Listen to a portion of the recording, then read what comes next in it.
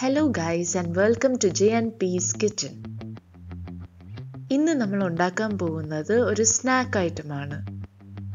അതിൻ്റെ പേര് Sesame chicken bytes. ഇനി നമുക്ക് ഇത് ഉണ്ടാക്കാൻ വേണ്ടിയ സാധനങ്ങൾ കാണാം. White bread 8 piece, ginger garlic paste, pepper powder, boneless chicken 500 grams, ഒരു മുട്ട,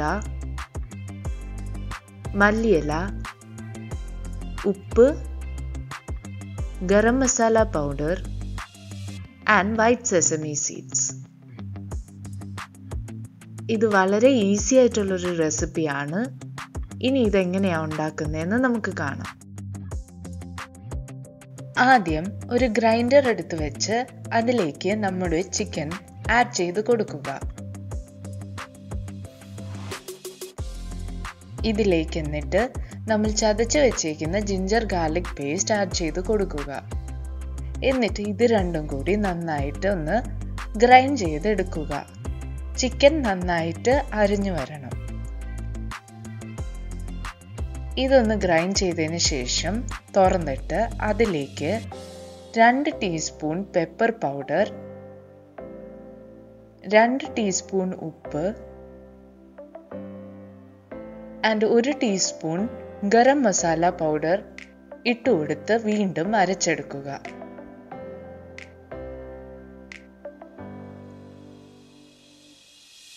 അരച്ചെടുത്ത മിക്സ്ചർ ഒരു പാത്രത്തിൽ മാറ്റി നന്നായിട്ട് ഞൗടിയെടുക്കുക.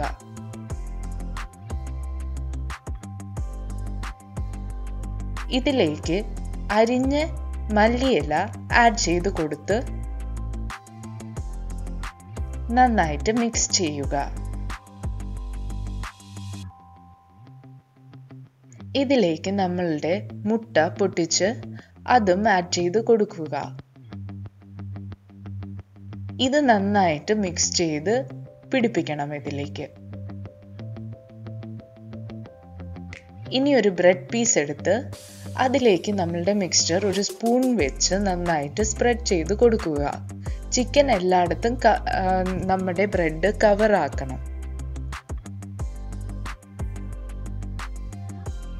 ഇങ്ങനെ പെരട്ടിയെടുത്തതിന് ശേഷം അതേപോലെ എല്ലാ ബ്രെഡ് സ്ലൈസും പെരട്ടിയെടുക്കുക. ഇതിൽ നമ്മളുടെ സെസമി സീഡ്സ് ആഡ് ചെയ്ത് കൊടുക്കുക.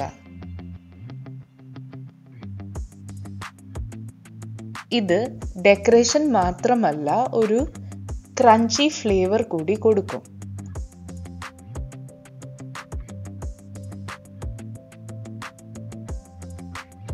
ഇത് ഞാൻ 2 സ്ലൈസ് ആയിട്ട് മുറിക്കുന്നുണ്ട്.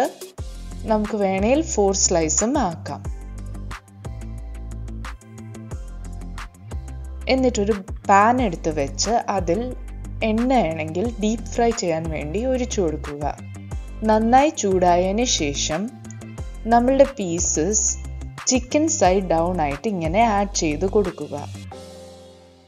ഒരു 2 മിനിറ്റ്സ് ചിക്കൻ കുക്ക് ആവുന്നവരെ ചിക്കൻ്റെ സൈഡ് വെച്ച് തന്നെ ഫ്രൈ ചെയ്തെടുക്കുക.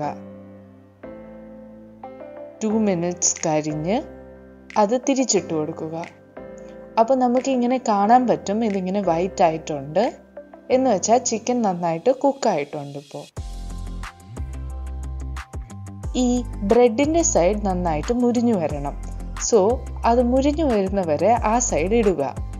എന്നിട്ട് ചിക്കൻ ഒന്ന് ബ്രൗൺ ആക്കാം. വീണ്ടും തിരിച്ചിട്ട് കൊടുക്കാം. ഒരു 10 സെക്കൻഡ് വെച്ചാൽ മതിയാവും ഒന്ന് ബ്രൗൺ ആവാൻ. എന്നിട്ടിങ്ങനെ കോരിയെടുക്കാം. കോരി നമുക്ക് ഒരു ടിഷ്യൂ ഇട്ട പാത്രത്തിൽ എടുത്തു വെക്കാം.